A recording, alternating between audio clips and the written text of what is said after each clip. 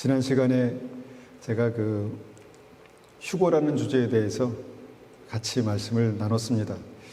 이게 좀 어렵고 또 힘든 주제지만 그냥 단순하게 성경에 있는 말씀을 찾아가면서 우리가 성경적으로 어떻게 이것을 이해되는지를 우리가 그냥 보았습니다. 아마도 이제 조금 오늘 이제 이 자리에 계신 분들은 아니겠지만 방송으로 설교를 들으시는 분들에게는 전천년설, 후천년설, 환란 전 후거, 환란 중 후거, 환란 후 후거, 휴거 해서 본인의 생각과 다르다라고 그렇게 이제 생각하시는 분도 계실 것 같아요.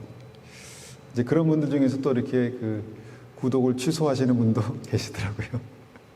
그래서 그것은 본인의 생각이시고 하나님의 말씀이 중요하죠. 그래서 말씀을 보는 것입니다. 하나님께서 뭐라고 말씀하시는지. 그래서 말씀이 하나라도 우리에게 우리의 생각과 아니라고 말씀하신다면, 우리의 생각과 다르다고 말씀하시면 이제 그것을 따라가는 거죠. 말씀을 따라가는 것이죠. 그래서 지난 시간에 이어서 오늘은요, 아예 이 주제를 한번 같이 나눈 이제 김에 휴거받을 준비라는 제목으로 한번 같이 말씀을 나누겠습니다.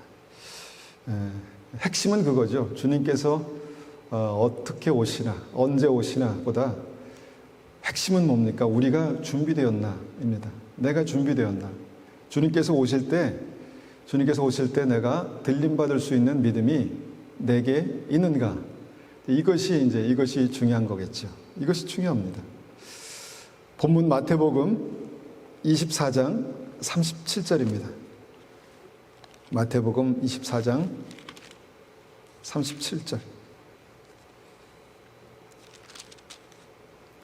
37절부터 44절까지 제가 받들어 읽습니다. 노아의 때와 같이 인자의 임함도 그러하리라. 홍수전에 노아가 방주에 들어가던 날까지 사람들이 먹고 마시고 장가들고 시집가고 있으면서 홍수가 나서 그들을 다 멸하기까지 깨닫지 못하였으니 인자의 임함도 이와 같으리라. 그때 두 사람이 밭에 있음에 한 사람은 데려가고 한 사람은 버려둠을 당할 것이요, 두 여자가 맷돌질을 하고 있음에 한 사람은 데려가고 한 사람은 버려둠을 당할 것이니라. 그러므로 깨어 있으라. 어느 날에 너희 주가 임하는지 너희가 알지 못함이니라. 너희도 아는 바니 만일 집주인이 도둑이 어느 시각에 올 줄을 알았더라면 깨어 있어 그 집을 뚫지 못하게 하였으리라. 이러므로 너희도 준비하고 있으라. 생각지 않은 때에 인자가 오리라. 자, 이 말씀은 우리가 이전에도 이제 몇 번 들어보셨을 것입니다. 읽어보셨을 것입니다. 이 말씀에 정말 우리의 마음을 울리게 하는 그 대목이 이것입니다. 노아의 때와 같이 인자의 임함도 그러하니라. 노아의 때에 어떤 일이 일어났는지 우리가 알지 않습니까? 그런데 주님께서 오실 때에도 똑같은 현상, 똑같은 상황이 일어난다라는 것입니다. 제가 이 말씀을 보면서 제 마음속에 딱 와닿는 그런 단어가 있었습니다. 그것은 뭐냐면 그 직전까지라는 것입니다. 당일까지, 그 직전까지. 홍수전에 노아가 방주에 들어가던 그 당일까지, 그날까지 사람들이 그날이 마지막임을 알지 못했다라는 것입니다. 노아의 때 그랬기 때문에 주님 다시 오실 때도 그럴 것이다. 그때까지 사람들은 전혀 예상치 못하고 전혀 알지 못할 것이다. 그런데 이제 그 알지 못하는 사람들이 왜 알지 못했는가에 대한 이유가 오늘 말씀에 나와 있습니다. 그 이유가 뭐라고 생각하십니까? 그 이유가 뭐라고 보이십니까? 이 시대에 많은 사람들이 어떤 주님의 다시 오심을 보지 못하는 이유와 같습니다. 그것은 뭐냐면 그들의 관심은 오직 한 가지에만 집중되어 있기 때문입니다. 그들의 관심은 오직 한 가지에 집중되었습니다. 그게 뭘까요? 그게 바로 나입니다. 내가 어떻게 행복하게 살 수 있을까? 내가 하는 일이 어떻게 잘 될 수 있을까? 내 가정, 내 사업, 내 먹고 사는 문제, 이것이 굉장히 다양한 것 같지만 그 중심에는 뭐가 있냐면 내가 있습니다. 내가 있다는 것입니다. 신앙에도 마찬가지입니다. 내가 왜 신앙생활을 시작하는가, 내가 왜 신앙생활을 시작했는가를 생각해 보면 그 중심에는 내가 있었습니다. 그런데 그 신앙이 자라면서 어떻게 됐습니까? 그 중심에 예수님이 계신다는 사실을 알게 된다는 것입니다.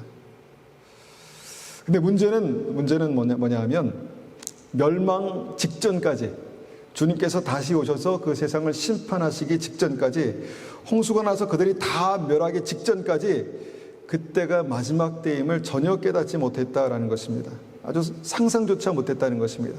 그러니까 아주 성경은요, 그것을 아주 직설적으로 두 사람이 똑같은 자리에서 똑같은 일을 하고 있었는데 한 사람은 갑자기 데려감을 당하고 한 사람은 버려짐을 당했다, 이렇게 이제 말씀하고 있다는 것입니다. 홍수로 모두 멸망하기 직전, 바로 그때까지 왜 멸망당하는 사람들은 이 노아의 때에 멸망당하는 사람들은 노아의 그 절박한 복음을, 소리를 듣지 못했을까요? 노아가 왜 그렇게 힘들게 100년, 120년 동안, 120년 동안 그 방주를 만드는지 왜 깨닫지 못했을까라는 것입니다. 당시에 이 노아의 방주가요, 얼마나 컸습니까? 축구장 크기의 배였다고 그렇게 말합니다. 오직 크면은, 물론 만드는 사람도 적었지만 120년 동안 그렇게 만들었겠습니까? 역사학자들은 이것이 120년이다 보통 그렇게 알고 있는데, 계산해 보니까 100년이 조금 안 된다 이렇게 얘기도 하는데, 하여튼 그 오랜 기간에 방주를 만들었다는 것입니다. 그렇게 오랜 기간에 만들었으면 아마 그 주변에 있는 사람들은 아마 소문을 통해서 노아가 왜 방주를 만드는지, 노아가 왜 그것을 100년 동안이나 그렇게 만드는지, 그것을 만들어 팔 것도 아니고 그것을 관광으로 상품화할 것도 아닌데 왜 만드는지 아마 그것을 알았을 것입니다. 그런데 성경은 몰랐다고 말합니다. 분명히 알았을 것 같은데 몰랐다고 그렇게 말하는 것이죠. 심판 직전까지. 왜 몰랐냐면요, 그들은 오직 그 관심이 자기 자신에게만 집중되어 있기 때문입니다. 무엇이 한 가지, 내 관심이, 내 눈이, 내 생각이 한 가지에 집중되어 있으면요, 다른 거 안 들리는 거예요. 들려도 못 듣는 것입니다. 들려도 안 들어오는 거예요. 그렇게 됐다는 것입니다. 그런데 오늘 말씀의 핵심은 뭐냐면 인자의 임함도 이와 같으리라입니다. 주님께서 다시 오실 때에도 그와 똑같은 일이 일어날 것입니다. 이렇게 말씀합니다. 그래서 이제 이 말씀을 가지고 생각해 보는 것입니다. 우리는 그들과 똑같이 우리도 주님 오시기 직전까지 모르고 있을 것인가?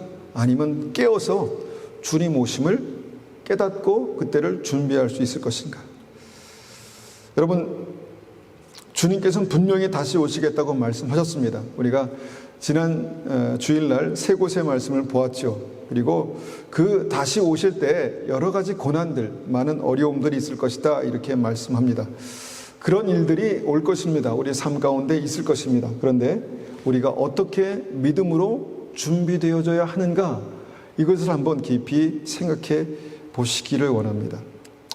그 어려움의 때, 고난의 때에, 그 환난의 때에 끝까지 견디는 사람, 끝까지 견디고 믿는 사람들이 공중의 들림을 받을 것이다, 이렇게 말씀합니다. 그리고 세상의 마지막은 불로 멸망당할 것입니다. 성경에 기록된 대로 그렇게 될 것입니다. 기도하기는 우리가 사는 이 시대에 좀 그것이 지나갔으면 좋겠다라는 생각을 하게 되지만, 여러 가지 삶 속에 나타나는 여러 가지 일들을 우리가 생각해 볼 때, 그것을 종합해 볼 때 주님 오실 때가 무척 가까웠고, 또 신약 시대 사람들처럼 주님 오실 때가 가까웠다고 믿는 믿음으로 사는 것이, 그것이 건강한 믿음이라는 것입니다. 여러분, 신약 시대에도 그런 치열한 믿음의 어떤 그런 생각들을 가지고 있었습니다. 주님 곧 오신다. 그래서 여러분, 그 당시에 있었던 핍박이 얼마나 심했습니까? 사자밥에 던져지고 주님처럼 십자가에 그렇게 못 박고 이런 일들이 그 당시에 있었다는 것입니다. 그런데 그것을 믿음의 성도들은 다 뚫고 지나갔다는 것입니다. 견디고 인내하고 지나갔다는 것이죠. 우리도 그와 같은 믿음이 있을까? 이 시대의 많은 크리스찬들에게도 이와 같은 믿음이 있을까를 한번 생각해 봅니다.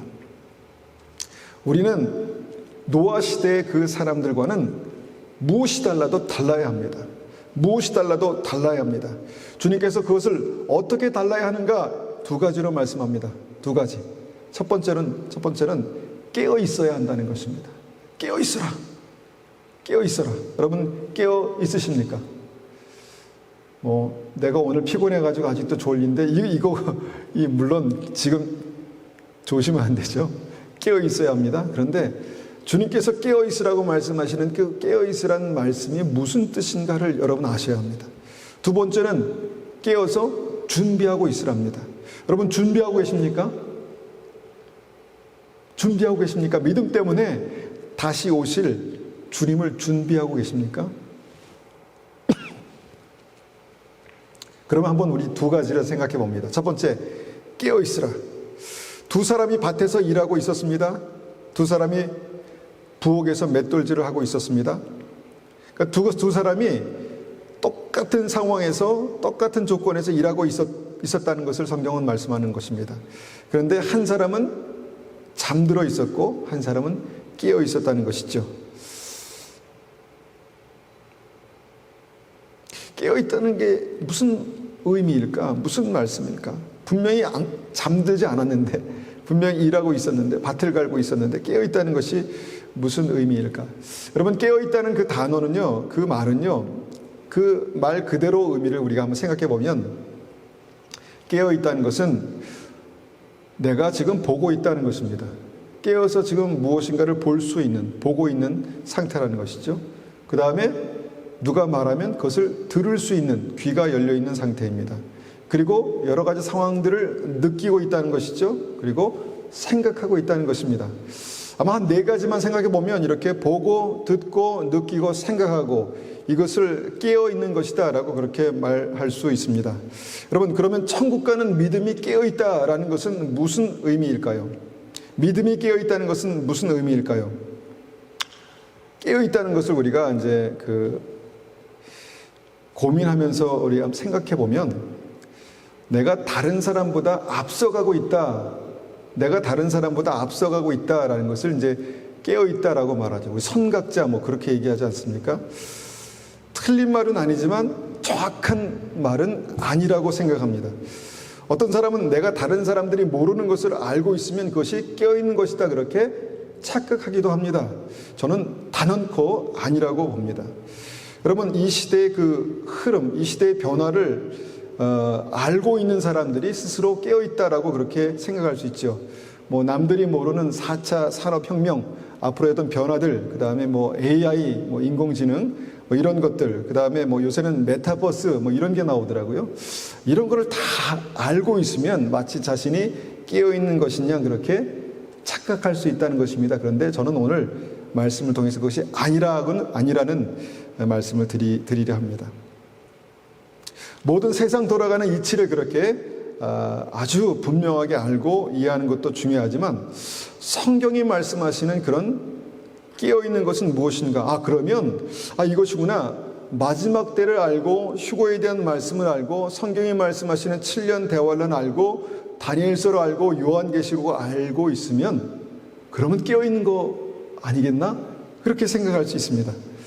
참 어떻게 보면 그렇다라고 그렇게 말하고 싶지만 저는 오늘 말씀을 통해서 그것도 완벽하지 않다. 그것도 아니다. 그것이 필요하지만 그것도 완벽하지 않다라는 말씀을 드리고 싶습니다. 여러분 깨어있다는 것을 뭐라고 말씀드렸습니까? 보고, 듣고, 느끼고, 생각하고.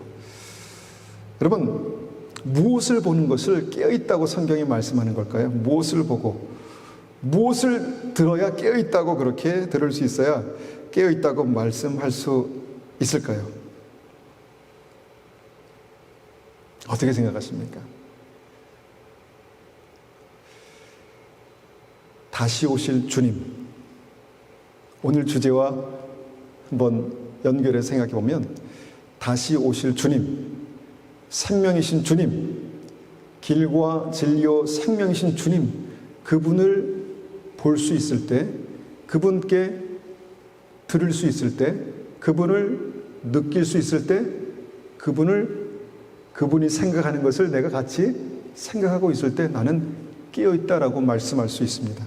성경을 아는 것, 성경을 깊이 아는 것을 우리가 깨어있다라고 말할 수 있지만 정확히 그것이 아닌 것은, 여러분, 예수님 당시에 바리새인과 서기관들, 율법사들, 성경학자들은요, 성경에 대해서 깊이 알고 있었습니다. 그런데 주님과 상관없는 지식이었죠, 그것이.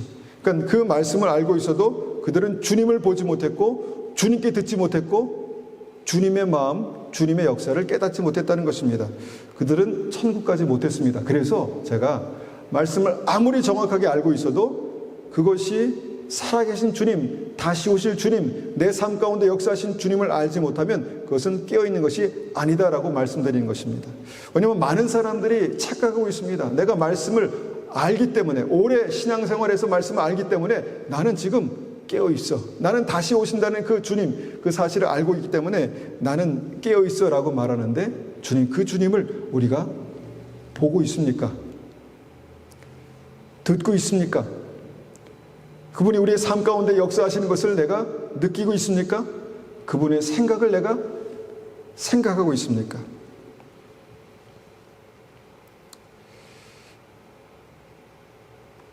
나로 말미암지 않고는 아버지께로 갈 수 없다. 여러분, 주님으로 말미암지 않고는 아버지께로 갈 수 없는 것입니다. 천국에 갈 수 없는 것입니다. 내가 영생으로 가는 길이다, 진리다, 생명이다. 그 길이 내 삶 가운데 보이지 않으면, 주님께서 내 삶 속에 역사하지 않으면, 말씀하시지 않으면 그 사람은 아무런 많은 지식들이 있어도 깨어있는 것이 아니라는 것입니다. 지금 우리가 코로나 시대라는 특별한 때를 살고 있죠. 정말 한 번도 경험해보지 않았던 그런 때를 살고 있습니다. 앞으로 어떤 일이 한 1년, 2년 사이에 이런 일이 있는 것을 보면서 앞으로 어떤 일이 있을 것이다 라는 것을 참 예측하기 어렵습니다. 그런데 여러분, 중요한 것은 이때 이 시대를 통치하고 계시는 주님이 보이십니까? 이 일들이 하나님의 통치, 하나님의 역사 가운데 있다라는 것을 인정하십니까? 주님께서 이 시대에 우리에게 뭐라고 말씀하시는지 듣고 계십니까? 주님께서 바라보시는 그쪽을 우리도 볼 수 있는 그런 눈과 귀가 열려 있느냐 하는 말씀입니다. 그래서 우리가 말씀을 통해서 이제 주님을 보는 능력이 있어야 합니다. 성경을 읽지만, 설교를 듣지만 그냥 그것이 지식이 아니라 내 삶 가운데 역사하시는 주님을 보고 듣고 느끼고 생각할 수 있는 그 은혜가 있어야 나는 깨어있는 것입니다. 여러분, 그렇게 해서 우리가 다시 한번 말씀으로 돌아가세요. 우리가 다시 오실 주님을 24장에서 보았죠. 그런데 마태복음 25장에 뭐가 나오냐면요, 25장에 어떻게 깨어있는가에 대한 방법이 나옵니다. 어떻게 깨어있을 것인가. 여러분, 이 말씀이 내 삶 가운데 구체적으로 그렇게 이해가 되고 적용이 될 때요, 나는 깨어있는 것입니다. 그리고 이 말씀을 어떻게 내가 적용할 수 있을까, 살 수 있을까를 생각할 때 나는 깨어날 수 있습니다. 여러분, 이 말씀을 통해서 깨어나시기를 축원합니다. 마태복음 25장 1절은요 어떻게 시작하냐면, 그때의 천국은, 이렇게 시작합니다. 그때의 천국. 그때의 천국은 뭐라는 말씀입니까? 그때가 언제입니까? 이 말씀은요, 앞에 24장과 25장이 어떻게 연결되어 있는지를 말씀하고 있다는 것입니다. 주님께서 다시 오실 때, 주님께서 깨어나라고 말씀하실 그때에 이제 천국에 들어가는 믿음은 어떤 믿음인가라고, 우리가 예수 믿는 믿음, 우리가 단순하게 말했던, 생각했던 그 믿음을 구체적으로 세 가지로 그렇게 말씀하고 있다는 것입니다. 자, 그때의 천국에 들어가는 믿음은 어떻게 깨어 있으라라고 말씀하는 것인가요? 먼저 25장 첫 번째 말씀을 통해서 우리가 잘 아는 대로 다 믿음이 있었고 다 천국에 들어갈 것 같이 생각했던 10명의 사람 중에서 미련한 5사람은 들어가지 못했다는 것입니다. 그러면 미련한 5사람의 어떤 그 상태에 있는 사람은 깨어나라고 주님 말씀하신 거죠. 자, 천국에 들어가지 못한 미련한 5 처녀가 말합니다. 주님, 주님, 문 좀 열어주세요. 주님, 주님, 문 좀 열어주세요. 마지막 때에도 이런 일이 있을 것입니다. 여러분, 미련한 5 처녀는요, 예수님이 주님이신 줄 알았습니다. 그리고 그분을 기다리고 있었습니다. 그리고 누가 천국 가는지, 어떻게 천국 가는지를 알고 있었다는 것이죠. 그래서 등불을 들고 주님을 기다렸던 것입니다. 그런데 그들에게 뭐라고 주님 말씀하십니까? 내가 너에게 진정으로 말한다. 내가 너에게 진정으로 말한다. 나는 너희가 누군지 도무지 모르겠다. 라고 말씀하셨습니다. 너무 충격적인 사실입니다. 주님이라고 부르고 있고 주님을 기다렸는데 주님, 주님, 문 좀 열어주세요. 이런 상황이 됐다는 것입니다. 주님께서 아마 이렇게 말씀하실 수도 있을 것 같아요. 너는 자꾸 나를 안다고 하는데, 너는 자꾸 나를 안다고 하는데 나는 너를 모르겠어. 나는 너를 모르겠어. 너는 자꾸 나를 안다고 하는데 나는 너를 모르겠다. 여러분, 이것이 잠들어 있는 믿음입니다. 나는 주님을 안다고 하는데, 나는 주님을 아는데, 나는 분명히 주님을 알아서 이렇게 기다리는데 주님 말씀하세요. 나는 네가 자꾸 나를 안다고 하는데 나는 너를 모르겠다 라고 말씀하시는 것입니다. 여러분, 이 깨어있는 믿음의 핵심은 무엇입니까? 내가 주님을 아는 것이 문제가 아닙니다. 물론 그것에서 믿음은 시작하지만 내가 주님을 아는 것에서 믿음은 끝나지 않습니다. 무엇입니까? 주님께서 나를 아셔야 믿음이 깨어있는 것입니다. 주님께서 나를 아셔야 믿음은 깨어있는 것입니다. 여러분, 근데 주님께서 무엇으로 나를 아실까요? 성경은 이것을 굉장히 상징적인 표현으로 말합니다. 등불이 꺼져갔던 사람들의 믿음을 주님 모르셨다는 것입니다. 등불이 꺼져가면 어떻게 됩니까? 어두워지죠. 여러분, 이 등불이요, 그냥 우리가 눈으로 그냥 보는 가시적인 빛이 아님을 여러분 아시죠?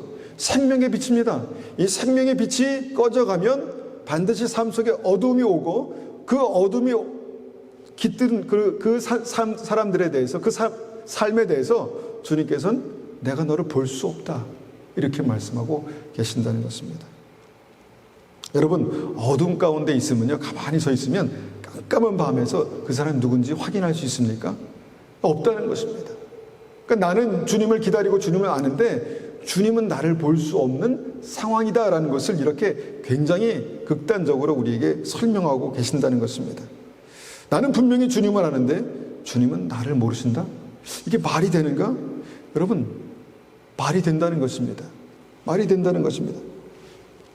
그래서 깨어있다는 것은 내가 가진 말씀의 지식, 내가 이해하고 있는 말씀의 지식, 내가 아는 예수님, 이 문제가 아니라 주님이 나를 아시나? 주님이 나를 아시나? 이게 문제입니다. 그런데 성경에서 말씀하시는 주님이 나를 아시는 증거가 뭡니까? 증거가 뭡니까? 생명의 빛이 꺼져가지 않았다는 것입니다. 생명의 빛이 점점 살아났다는 것입니다. 생명의 빛이 점점 밝아졌다는 것입니다. 여러분, 우리가 말씀을 알기 때문에 이제 우리가 그냥 직설적으로 말씀드리는데, 말씀하는데, 여러분, 생명의 빛이 점점 꺼져간다는 게 무슨 뜻입니까? 그 말씀을 여러 번 들었지 않습니까? 생명의 빛이 뭡니까? 살아있다는 증거, 내가 구원받았다는 증거, 내 안에 예수 그리스도의 생명이 있다는 증거, 내 안에 그 생명의 보증으로 성령께서 계시다는 증거 아니겠습니까?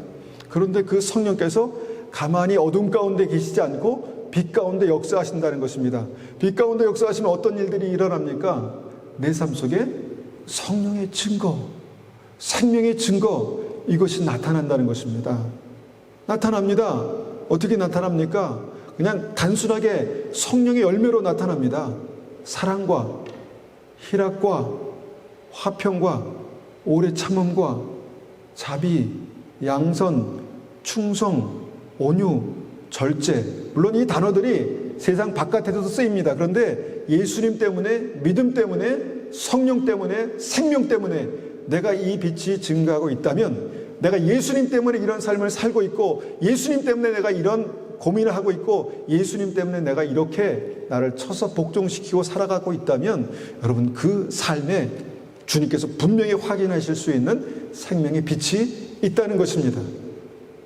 그리고 그 생명의 빛이 나의 삶 가운데 있을 때 그 사람은 내가 너를 안다라고 말씀하실 수 있는 믿음이다라는 것입니다.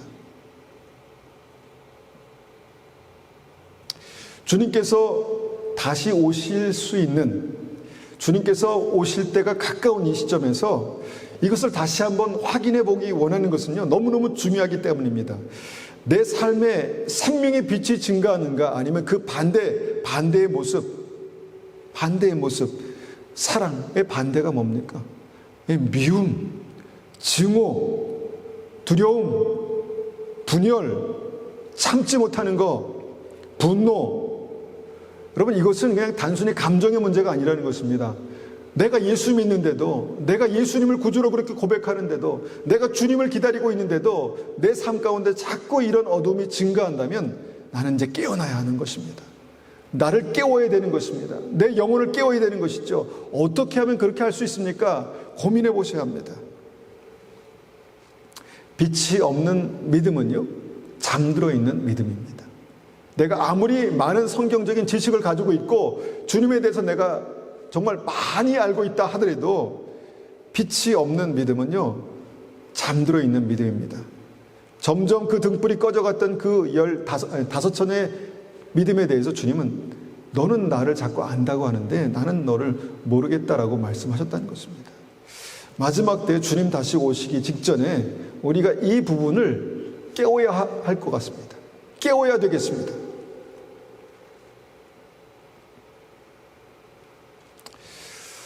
여러분, 이렇게 이제 생각해 보면 이 말씀들은 다 이제 연결이 되어 있습니다.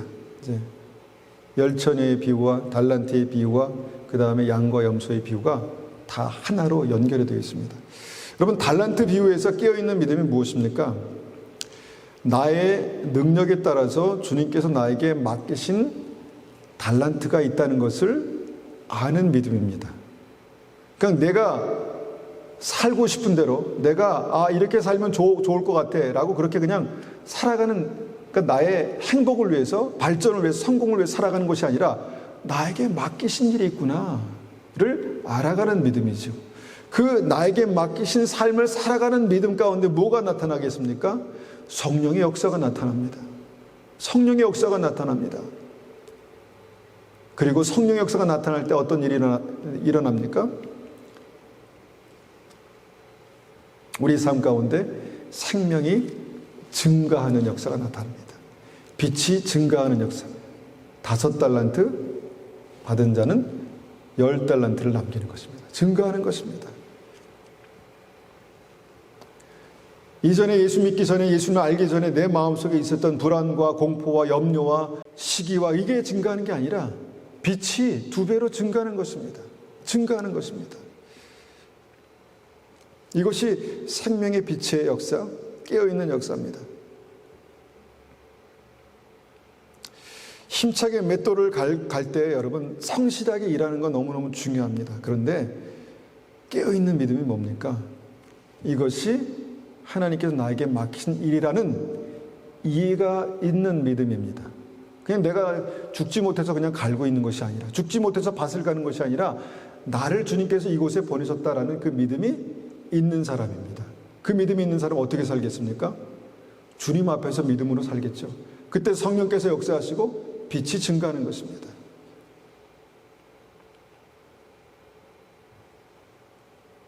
자, 깨어나십시오.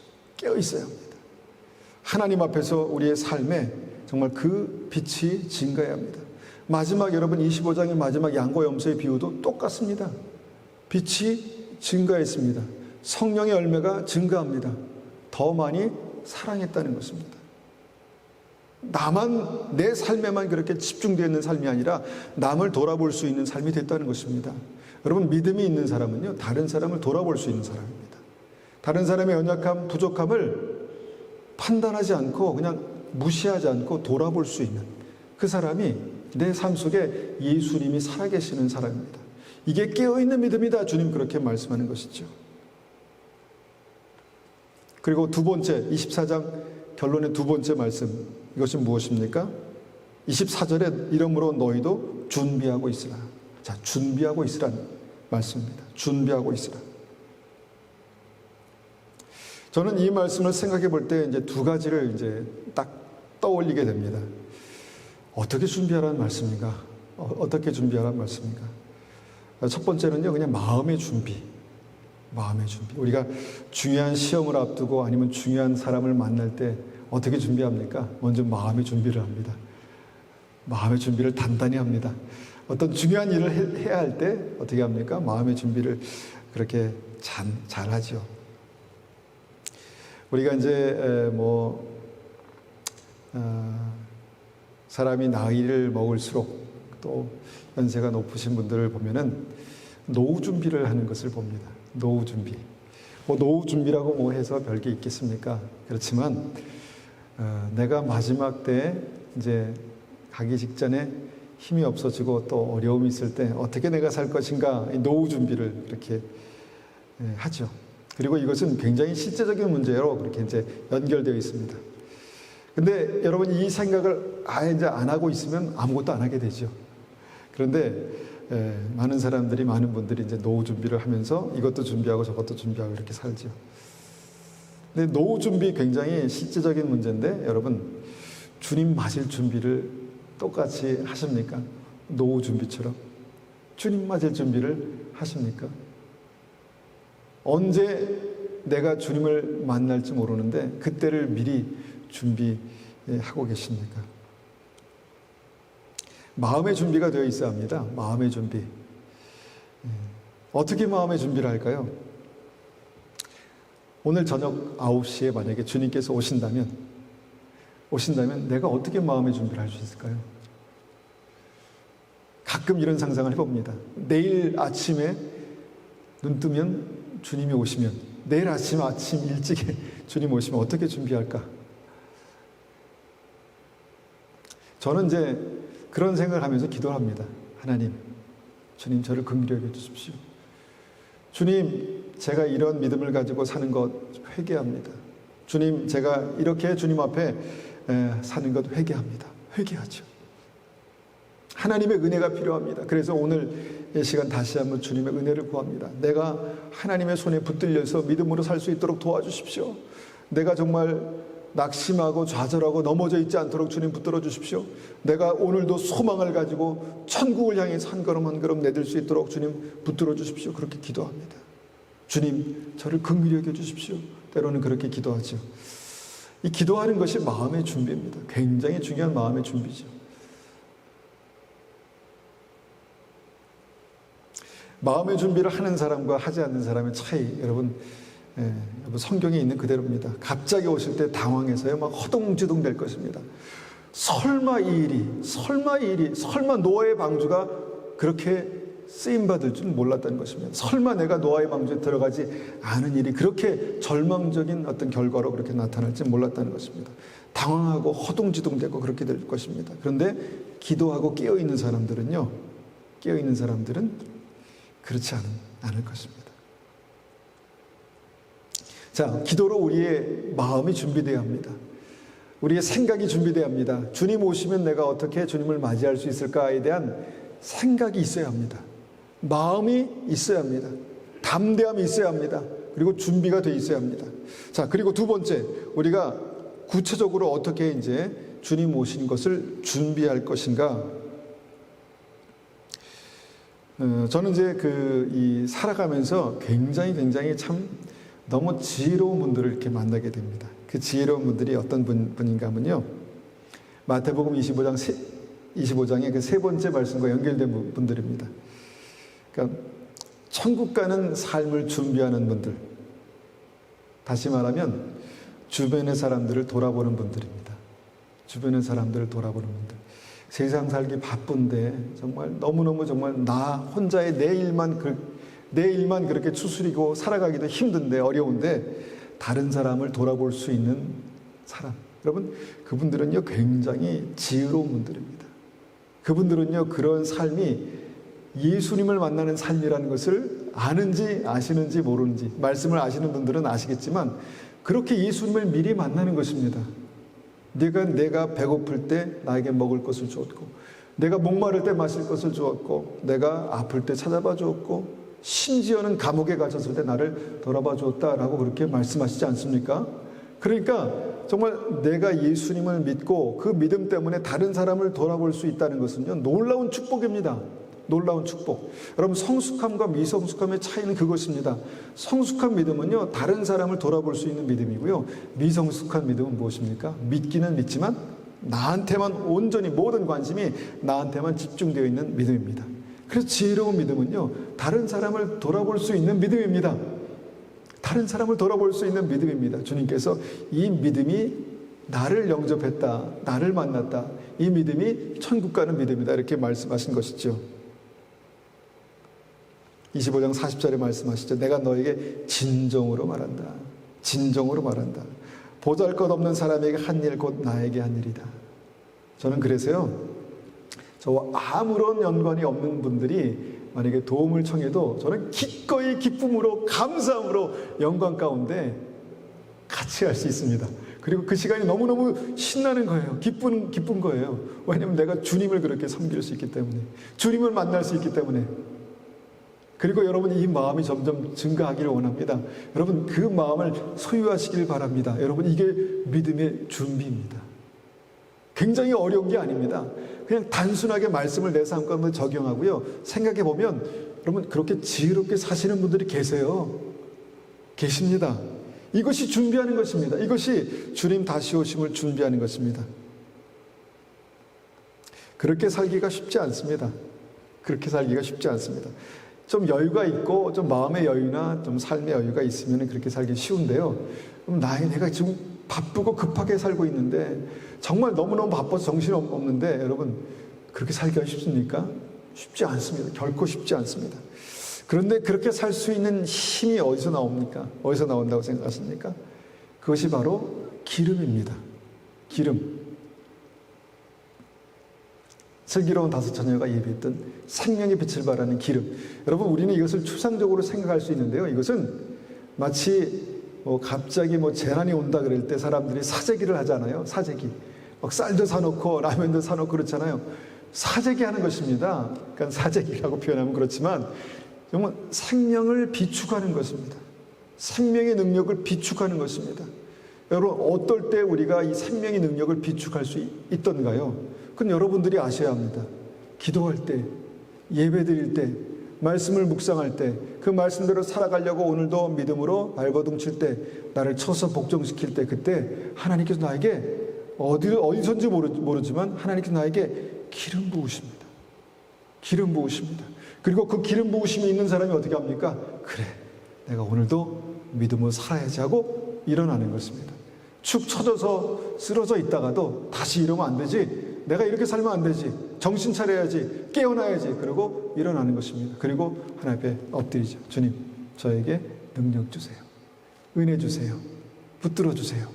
그리고 그때 하나님께서 우리에게 기름 부으신다는 것입니다. 이 기름이 준비되어야 합니다. 이것이 믿음의 준비입니다. 다시 오실 주님, 내 삶 가운데 왜 어둠이 점점점 짙어져 가지? 내 삶 가운데 왜 생명의 빛이 증가하지 않지? 기름이 부족한 것입니다. 그리고 기름이 부족하면 아무리 내가 빛을 내려고 해도요, 끓음만 더합니다. 심지만 타는 거예요. 끓음만 더합니다. 그 이유를 모릅니까? 말씀에 나와 있잖아요. 압니다. 생명의 빛이 증가하지 않는 이유는, 꺼져가는 이유는 바로 기름이 없기 때문입니다. 성령의 기름이 없기 때문입니다. 그러면 준비하셔야죠. 시간을 지불해서 여러분, 기름을 사는 것입니다. 사라. 우리도 쓸 것이 부족하니 너희들 것은 너희가 사라, 이렇게 말하지 않습니까? 기름은 대가를 지불하고 사는 것입니다. 그 대가를 지불한 사람만 그 기름을 소유할 수 있고요. 이것을 준비하셔야 합니다. 왜냐하면 어둠이 계속해서 짙어질 때에 정말 생명의 빛을 발할 수 있는 사람만 주님께서 착하고 충성된 종아, 나의 신부, 나의 어린 양아 라고 말씀하실 수 있는 그 믿음이 되는 것입니다. 계속해서 우리가 기름, 그 다음에 양의 삶, 찾아보는 삶, 이렇게 왔다 갔다 하고 있는데, 마지막으로 우리가 달란트를 한번 우리의 삶 속에 어떻게 준비되어야 되는가 한번 생각해보고 말씀을 마무리하기 원합니다. 여러분, 달란트 이 말씀의 핵심은 무엇입니까? 5달란트를 받았다는 게 중요한 것이 아닙니다. 5달란트를 남긴다는 게 중요한 것입니다. 5달란트를 받은 사람이 5달란트 더 남겼다는 게 중요한 것이죠. 그러니까 배가 됐다는 것입니다. 최소한 배가 2배가 됐다는 것입니다.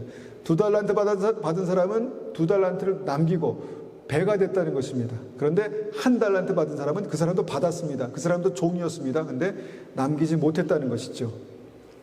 무엇을 2배로 남겨야 할까요? 무엇이 2배가 되어야 될까요? 이걸 준비해야 되겠죠. 주님 오시기 직전에 내가 너에게 맡긴 것을 내가 찾아가겠다라고 말씀하실 때 2배로 남긴 것이 무엇입니까? 남겨야 될 것이 무엇입니까? 이것을 준비해야 되겠죠.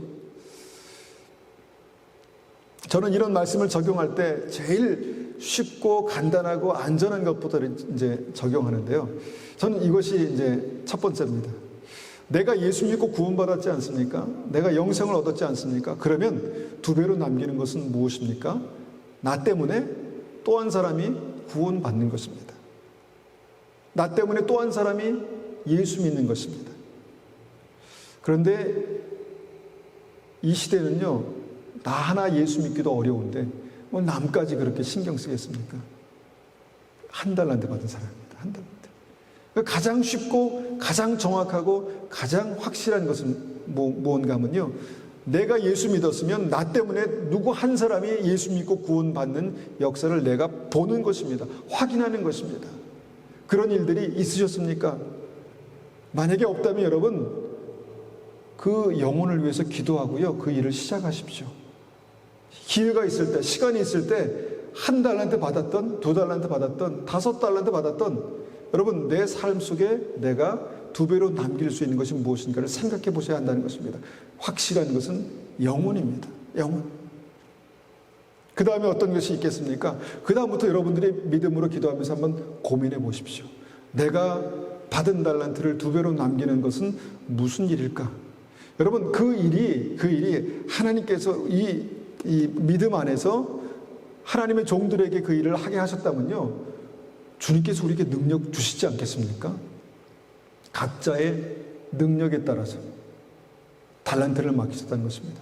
그러니까 충분히 우리에게 2배를 남길 수 있는 능력을 주신다는 것입니다. 구하라, 주실 것이요. 찾으라, 찾을 것이요. 두드리라, 너에게 열릴 것이라. 그러니까 우리가 이런 준비들을 구체적으로 하지 않으면요, 믿음은 그냥 항상 추상적이 됩니다. 나 믿어, 나 확신해, 그래서 나는 천국 갈 거야, 나는 주님을 알아. 그런데 넌 왜 자꾸 나를 안다고 하는데 나는 도무지 너를 모르겠구나, 이렇게 말씀하시면 어쩌시겠습니까? 구체적으로 깨어 있어야 되고 구체적으로 준비하고 있어야죠. 주님 다시 오실 때 우리가 믿음으로, 기쁨으로, 감사함으로 주님을 맞을 수 있도록 준비하고 있어야죠. 준비하는 게 믿음입니다. 준비하는 게 믿음입니다.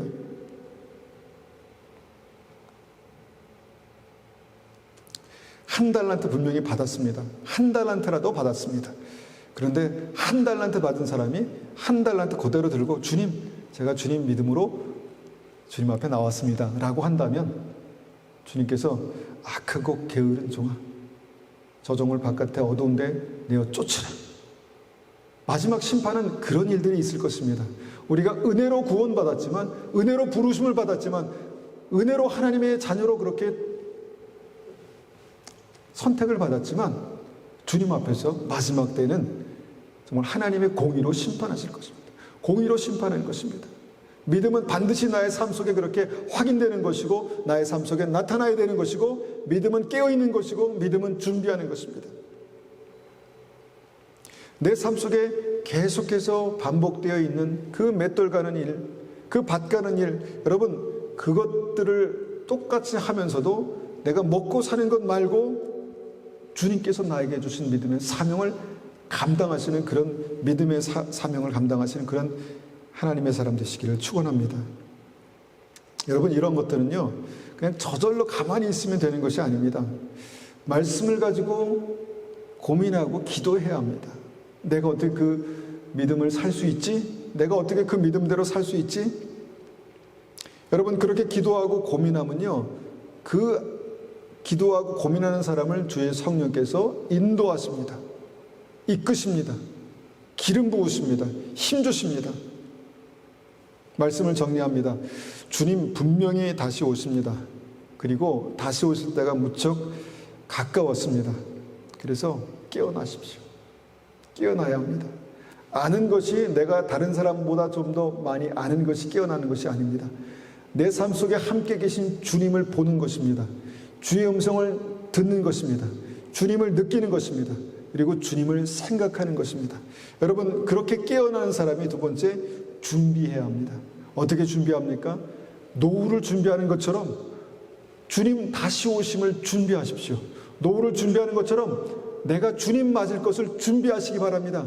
죽음은 끝이 아닙니다. 죽음은 새로운 시작입니다. 새로운 시작, 그때에 내가 당황하지 않게, 내가 정말 그때 머뭇거리지 않고 주님께 달려갈 수 있는 그 믿음을 내가 준비해야 합니다.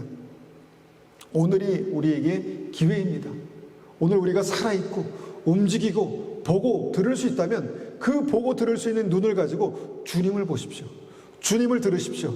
그리고 우리의 삶이 정말 하나님 앞에서 정말 착하고 충성된 종아, 잘했다, 나의 신분, 나의 어여쁜 자야, 이리 와라 라고 하실 수 있는 그런 믿음으로 그렇게 준비되시기를 축원합니다. 이 시간에 우리가 이 말씀을 가지고 한번 같이 기도하기 원합니다. 기도할 때요, 하나님, 그렇습니다. 제가 이 말씀 그대로 우리 삶 가운데 믿지만 참 이 삶으로 그렇게 확인하진 못했습니다. 그렇다면 주님, 우리의 삶에 다시 한번 이 말씀을 그대로 적용하며 확인해 봅니다. 나로 말미암아 예수 믿는 사람이 누가 예수 믿는 사람이 있었습니까? 내가 복음을 어떻게 전했습니까? 내가 주님 앞에 그 영혼을 위해서 기도했습니까? 하나님, 정말 그 사람의 마음이 강팍하고 딱딱하기 때문에 안 돼 이렇게 하고 그냥 접었습니까? 하나님, 나에게 다시 한번 기름 부으심을 허락해 주십시오. 하나님 앞에 간절히 구하고 기도할 때 주님께서 구하는 자에게 주신다고 말씀하셨습니다. 주님, 기름 부으심을 허락해 주십시오. 기름 부어 주시옵소서. 기름이 예비되게 하여 주시옵소서. 그래서 하나님, 생명의 빛이 나를 통해서 그렇게 나타나게 하시고 생명의 빛이 하나님 주님 앞에서도 확인될 수 있도록 주님 역사해 주십시오. 주님, 그 믿음으로 깨어나게 하시고 하나님 그 믿음으로 살게 하시고 그 믿음으로 일어서게 하시고 하나님께서 역사하시는 온전한 은혜가 우리의 삶을 통해서 나타날 수 있도록 주님 붙들어 주십시오. 그렇게 한번 같이 기도합니다.